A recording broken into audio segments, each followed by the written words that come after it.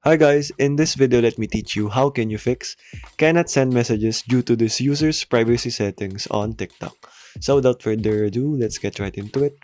So if you're having this problem like this one, wherein you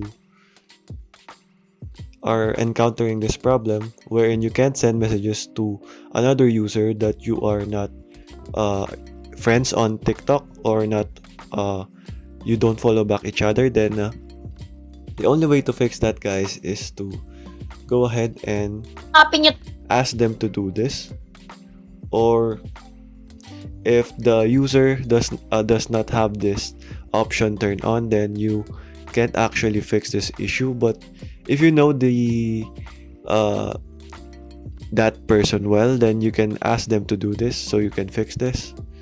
So let's go over here to the three lines, the on the upper right corner, the hamburger button, settings and privacy, and under privacy go over to messaging, and make sure to tell them that under the messaging here that everyone is selected, because in that way they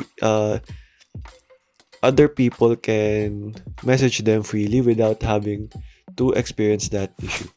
So okay guys, that is actually the only way you can fix this issue on how you can send messages to other users even though you're not friends. So okay guys, that is all for today. Thank you for watching and goodbye.